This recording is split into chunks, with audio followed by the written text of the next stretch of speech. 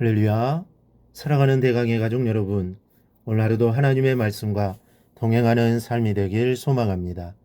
오늘 함께 나눌 하나님의 말씀은 마태복음 14장 25절에서 33절 말씀입니다. 밤사경에 예수께서 바다 위로 걸어서 제자들에게 오시니 제자들이 그가 바다 위로 걸어오심을 보고 놀라 유령이라 하며 무서워하여 소리 지르거늘 예수께서 즉시 이르시되 안심하라 나니 두려워하지 말라. 베드로가 대답하여 이르되 주여 만일 주님이시거든 나를 명하사 물 위로 오라 하소서 하니 오라 하시니 베드로가 배에서 내려 물 위로 걸어서 예수께로 가되 바람을 보고 무서워 빠져가는지라 소리질러 이르되 주여 나를 구원하소서 하니 예수께서 즉시 손을 내밀어 그를 붙잡으시며 이르시되 믿음이 작은 자여 왜 의심하였느냐 하시고 배에 함께 오름에 바람이 그치는지라 배에 있는 사람들이 예수께 절하며 이르되 진실로 하나님의 아들이로소이다 하더라. 아멘. 여러분, 믿음이 무엇입니까? 믿음은 하나님을 의지하는 것을 말합니다. 그래서 믿음이 있는 사람들은 기도합니다. 하나님을 의지하는 것 중에 가장 중요한 것이 꼭 기도라고는 할 수 없지만 기도는 하나님을 의지하는 대표적인 방법 중 하나입니다. 그래서 기도는 신앙의 관건입니다. 기도 없는 인생은 닻이 없는 배와 같아서 사정없이 흔들려 버리고 맙니다. 예수님의 직접 선택을 받은 제자라 해도 기도가 없이는 이름값을 하지를 못하는 것입니다. 예수님께서는 제자들을 둘씩 전도 보내시면서 귀신을 제어하는 권능을 주셨습니다. 그리고 실제로 귀신을 쫓아내는 권능을 행하게 됩니다. 그리고 그들은 주님께로 돌아와서 기뻐하며 자랑도 했습니다. 그런데 그 후에 제자들이 귀신 들린 아이에게서 귀신을 쫓아내지 못하게 됩니다. 아무리 애를 써도 안 됩니다. 전에는 했는데 지금은 안 됩니다. 그런데 그때 주님께서 뭐라고 하십니까? 예수님이 아이에게서 귀신을 쫓아내신 후에 기도 외에 다른 것으로는 이런 종류가 나갈 수 없느니라고 하십니다. 즉 기도가 답이라는 것이죠. 본문은 기도 없이 겪게 되는 어려움을 제자들의 경험을 통해 차례대로 보여주고 있습니다. 기도하지 않으면 어떻게 됩니까? 먼저는 풍랑이 와도 이길 수가 없습니다. 이 고난의 풍파가 없는 인생을 사는 사람은 하나도 없습니다. 그 모양과 세기만이 차이가 있을 뿐 누구에게나 풍랑은 있는 법입니다. 이 잘 산다고 고난이 없는 게 아닙니다. 뉴스를 보세요. 검찰에 불려나가는 사람들 대부분이 돈 많은 사람들입니다. 믿음이 좋다고 고난이 안 오는 것은 아닙니다. 예수님을 만났다고 고난이 안 오는 것이 아닙니다. 믿음이 좋아도 고난은 찾아오고 신앙 경험이 많아도 고난은 찾아옵니다. 오병이어의 기적을 체험한 뒤에 사람들이 흩어지지 않자 예수님은 제자들을 먼저 배에 태워 건너편으로 가게 하시고는 사람들을 보내셨습니다. 그 예수님께서는 기도하러 따로 산에 올라가셨는데 이 부분이 우리에게 참 많은 것을 느끼게 해주는 부분입니다. 항상 능력을 체험한 후가 문제입니다.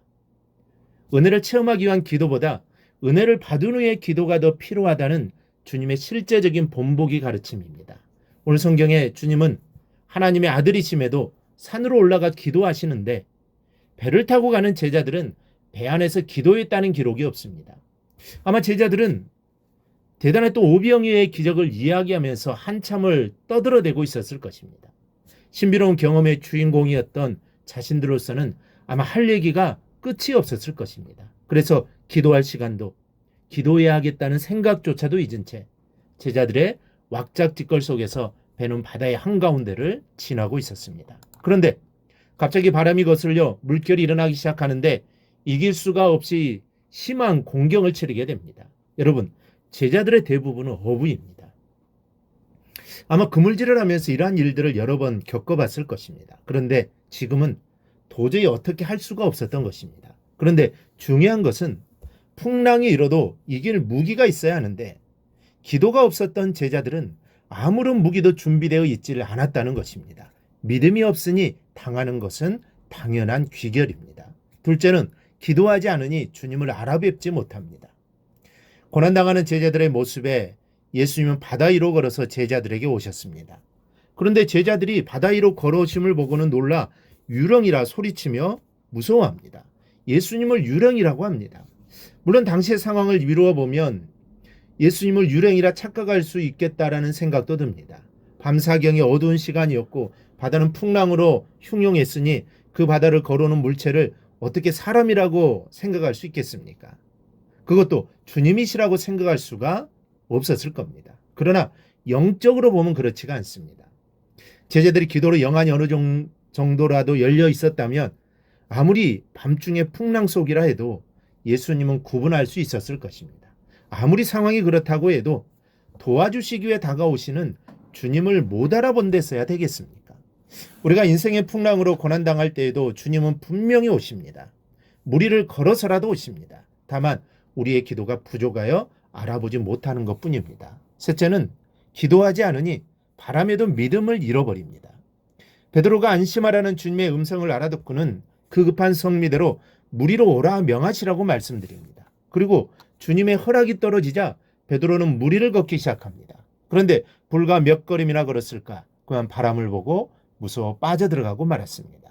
바람을 보고 무서워했다고 합니다. 저는 이 말씀을 곰곰이 생각해 보았습니다. 이 바람이 눈에 보이나? 여러분 바람이 보이십니까? 풍랑이나 파도라면 몰라도 바람은 눈에 보이지 않습니다. 그런데 바람을 보고 무서워했다고 합니다. 말이 맞지 않는 것 같습니다. 이 말씀은 바깥의 상황들이 순간적으로 믿음을 잃고 바다로 빠지게 되는 원인이 아니라는 것입니다. 베드로 내면에 기도로 무장되지 못한 나약한 믿음이 원인입니다. 기도로 믿음이 무장되었다면 바람에 넘어갈 리 있겠습니까? 여러분 오늘 기도로 무장하십시다. 그래야하면 인생의 풍랑 중에도 도우러 오시는 주님이 보이고 바람에 조롱당하지 않고 끝내 이기는 삶을 살아가게 될 것입니다. 중요한 것은 믿음입니다. 그런데 이 믿음은 기도로 무장되어집니다. 이 사실을 기억하고 오늘도 기도로 우리의 믿음을 든든히 해나가는 성도들이 되기를 주님의 이름으로 축원합니다. 오늘 묵상한 말씀을 굳게 잡고 삶으로 실천하며 살아내는 대강의 모든 성도들이 되기를 축복합니다.